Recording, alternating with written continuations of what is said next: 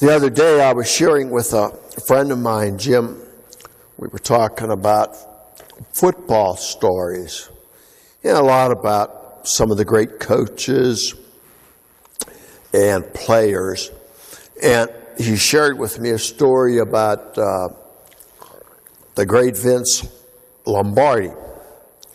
When he took over as coach of the Green Bay Packers in the late 1950s, he did not inherit a very good team. They were lousy. The group that Lombardi faced in training camp in the spring of 1959 was disheartened, to say the least. The coach addressed them.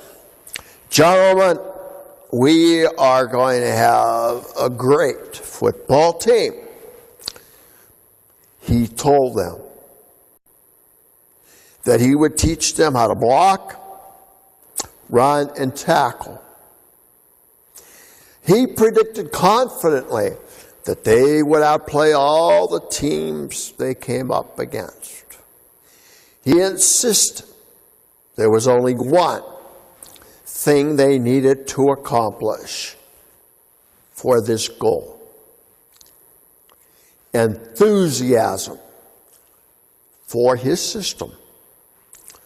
Let enthusiasm take hold of you, beginning now.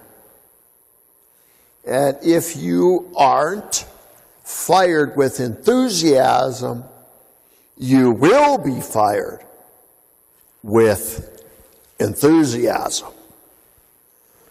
Lombardi's emphasis on enthusiasm worked. That first year with the new coach, the Packers won 7 games.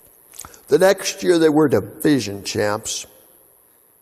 And the third year they won a world championship.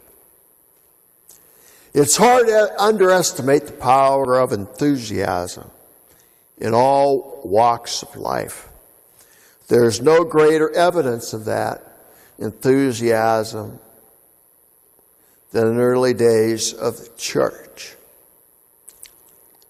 You talk about a group of underdogs.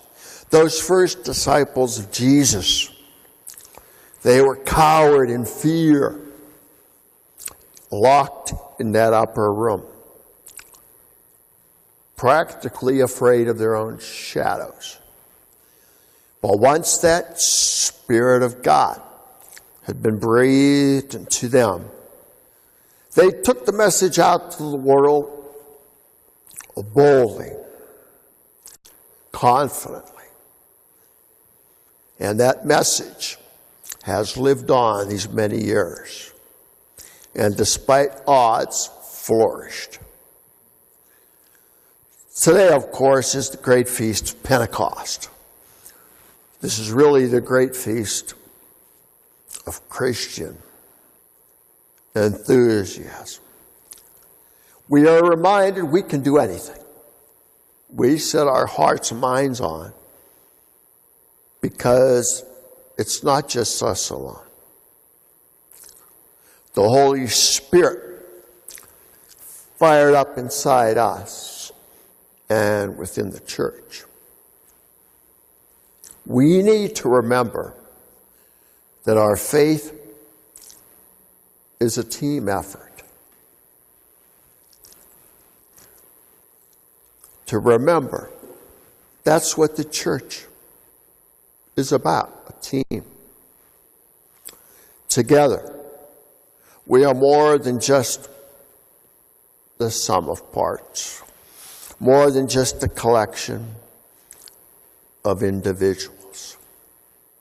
And since this faith is a group project, we hurt the cause if we don't give it everything we have. What we need then is to get fired up about our faith, as Lombardi fired up that football team. We need to feel the power of God's Spirit inside us and believe that with God's help, we can do anything. The red vestments, red altar cloth, of course, on a feast of Pentecost, stand for fire, but also red for the blood of martyrs, a Greek word that means witnesses. And they were witnesses in dying for the faith. We need to be challenged to be witnesses, to live for our faith each day. Celebrate this great feast of ours.